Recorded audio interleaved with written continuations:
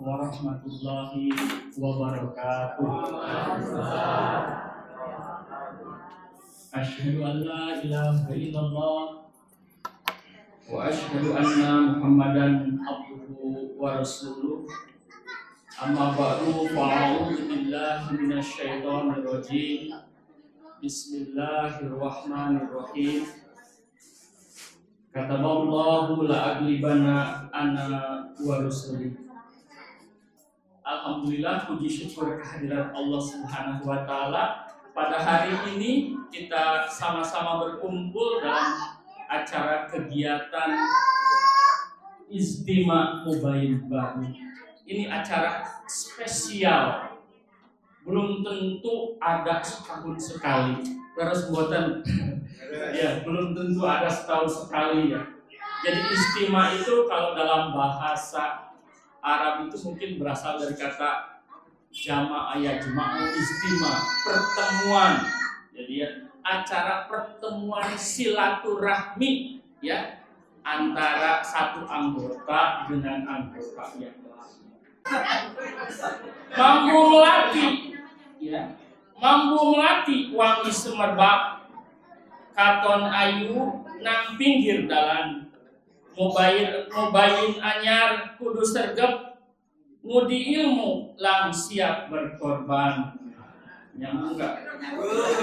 Sing penting ini mah saya pantun karo ngebangunkan bapak-bapak yang tidur ya. Jadi alhamdulillah ya, pada hari ini jadi kegiatan Istimewa Mubahil Baru ini merupakan acara yang sangat istimewa. Pada dasarnya adalah dengan kehadiran bapak-bapak ini adalah merupakan anugerah dan karunia Allah Subhanahu wa taala. Karena bapak-bapak ini adalah orang-orang yang berhati besi. Orang-orang yang mendapatkan hidayah, mendapatkan petunjuk dari Allah Subhanahu wa taala, sehingga bapak-bapak mau bergabung, ibu-ibu mau bergabung menjadi muslim akhlaki. Saya pernah baca di dalam suatu sabda Hadrat Masihil Maud bahwa orang-orang yang akan menerima kebenaran ini adalah orang-orang yang berhati besi, orang-orang yang berhati baik. Jadi bapak-bapak, ibu-ibu, memang yang paling sulit di dunia ini adalah orang yang punya hati bersih. Orang yang menerima jemaat itu bukan ilmuwan, bukan ulama, bahkan disebutkan kan di dalam hadis ulama uhum syarru man tahta adimis sama'i wa fihim tahujul fitnah. Ulama-ulama katanya disebutkan di dalam hadis bakal menjadi makhluk yang paling buruk di kolong langit. Karena dari mulut-mulut mereka itu keluar kata-kata fitnah. Ya.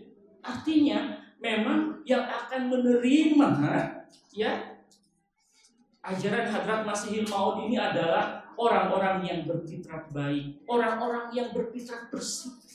Makanya ada pertanyaan, Pak Mubalik, katanya Ahmadiyah ini benar. Ya. Tapi kenapa kok pengikutnya sedikit? Ya, kok nggak banyak? Nggak maju-maju, katanya Ahmadiyah sudah maju, tapi kok nggak maju-maju? Buktinya, ya masa Jumatan sing ana loro, ana telu, ana papat, kayak opo katanya maju. Ya, ini ada pertanyaan, ini real pertanyaan dari Ampun.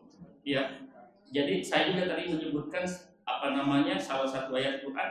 Jadi kemenangan jemaat ini takdir.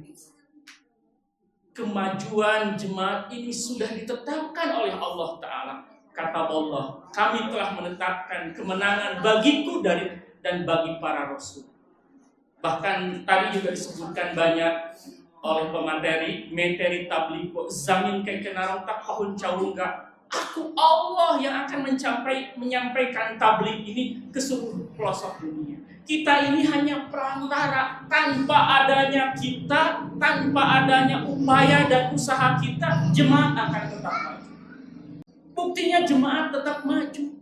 Kenapa? Karena jemaat ini yang nanam itu Allah. Tadi disampaikan oleh Maulana kita, ya.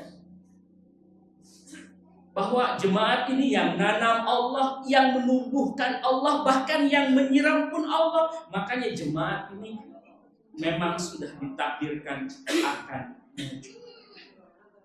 Ya, sedikit flashback ke diri saya. Saya ini lahir di tanah Banten. Ya. Dan di Banten Ahmadiyah mengalami banyak penentangan. Ya. Bahkan adik saya punya adik saat itu masih berusia balita ya, karena di bawah 10 tahun.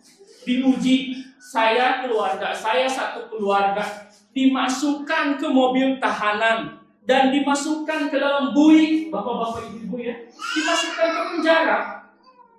Dan apa namanya ketika di penjara itu oleh aparat juga disampaikan, makanya jangan nakal. Kalau nggak mau masuk penjara, keluar saja dari Ahmadiyah. Itu ngeledek pak polisinya. Apa yang bilang, yang dibilang oleh bapak dan ibu saya, yang bodoh, nggak berpendidikan, ya, nggak pinter, ya, cuman mungkin agak bersih hatinya, bilang apa? Ya, bapak, kami lebih baik ada di penjara daripada harus keluar dari jemaah. Kalau memang takdir hidup kami sampai di sini, kami syukuri. Karena kami meyakini kami ada dalam kebenaran. Saya juga ingat sabda Masih Maud, ya, ini uhafidu kulama kita, ya, aku akan menjaga orang-orang yang berada di dalam dinding rumahku. Alhamdulillah sampai saat ini keluarga saya sehat, ya, tidak ada yang terluka, tidak ada yang apalagi sampai frustasi, enggak ada. Ya, alhamdulillah sampai saat ini penentangan yang begitu keras sekalipun juga, alhamdulillah malah tambah semangat, malah tambah optimis, malah tambah yakin bahwa ini adalah salah satu bukti kebenaran Hadrat Masihul Maud, salah satu bukti kemenangan Islam. Nah, ini juga salah satu jawaban. Yang disebut dengan kemenangan Islam itu disebutkan juga dalam Al-Quran, laqad dhalla aksarul awwalin. Sungguh kebanyakan orang-orang yang terdahulu itu orang-orang yang sesat.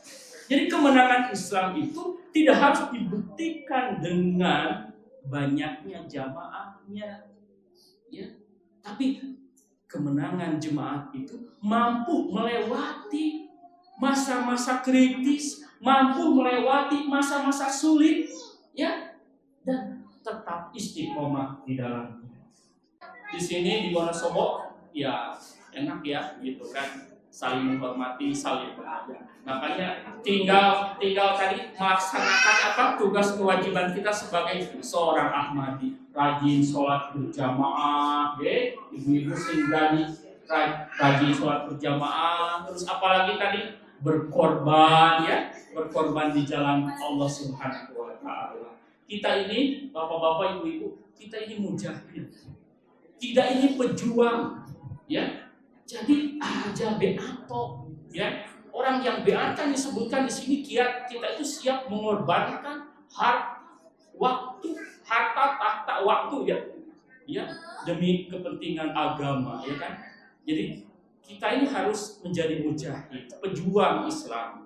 Dulu juga Rasulullah menyuruhkan untuk berjihad, memenangkan Islam ini tidak pandang bulu, ya. Siapa yang sehat, siapa yang mampu, bahkan yang sakit sekalipun diseru untuk berjihad di jalan Allah Ta'ala. Ya, baik sebagai tugasnya misalnya untuk berdoa, atau tugasnya untuk menyiapkan makanan, menyiapkan persenjataan dan lain sebagainya. Sedangkan kita di masa ini adalah kita juga harus menjadi jihad. Jadi sebetulnya kalau kita diserukan jihad dengan harta itu, kalau dibandingkan dengan hadrat zamannya Rasulullah, ya begitu menyedihkan. Coba kalau perang belum tentu pulang, ya, banyak yang pulang tinggal nama, ya.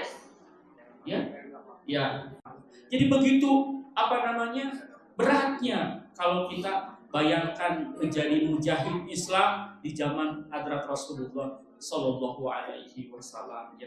Jadi oleh karena itu pengorbanan itu sebetulnya bagian dari cara kita untuk berjihad, cara kita untuk berkhidmat di jalan Allah Subhanahu wa Ta'ala. Ya, jadi tadi disampaikan berkorban itu bukan masalah besar, tapi masalah kontribusi. Dan ya tentu pengorbanan itu bagian daripada bentuk kecintaan kita kepada Allah Subhanahu wa taala. Ya, jadi jadi kalau kita cinta itu harus punya dedikasi. Aja bilang I love you, aku cinta padamu, tapi tidak berkorban, ya percaya apa enggak, Bu? Hah? Percaya aja? Cuma bilang dong cinta tapi tidak berkorban, percaya aja? Kan enggak, mana buktinya? Hah? Mana buktinya kalau cinta sama aku, kan harus ada buktinya. Apalagi ini kita kepada Allah Ta'ala, kepada jemaat. Kita buktikan bahwa kita cinta kepada jemaat. Ada kegiatan jemaat, datang, hadir, gitu kan. Ada seruan untuk berkorban, siap, gitu ya. Jadi insya Allah Ta'ala apa yang diberikan oleh bapak-bapak, ibu-ibu semua dalam pengorbanan ini pasti Allah Ta'ala akan membalasnya. Allah Ta'ala akan memberikan balasan yang istimewa, gitu ya. Jadi Allah Ta'ala itu memberikan balasan kebaikan dari setiap pengorbanan yang kita berikan itu bukan hanya di dunia saja, ya, tapi juga di akhirat. Kita jemaat di Indonesia ini akan menuju 100 tahun. Ya, jadi jemaat Indonesia ini hadir, ya, 20 tahun sebelum. Jadi Ahmadiyah ke Indonesia itu hadir di Indonesia, di tanah Nusantara ini hadir 20 tahun, ya, sebelum Indonesia merdeka, sebelum, ya, Presiden Soekarno memproklamirkan kemerdekaan Indonesia. Artinya di sana jemaat Ahmadiyah, ya, juga memberikan banyak kontribusi, ya, memberikan ikut andil dalam perjuangan kemerdekaan Indonesia. Ya, dari masa yang pertama di mana saat itu jemaat disebarkan oleh 3 serangkaian.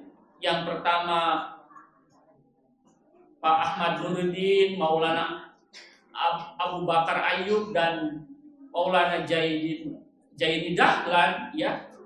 Beliau menyebarkan jemaat, ya, sampai ke di berbagai daerah di Indonesia, ya, mulai dari Tapak Tuan Aceh, ya, kemudian ke DKI, ke Batavia, dan juga menyebar ke Jawa Barat, kemudian menyebar ke Jawa Tengah, ya.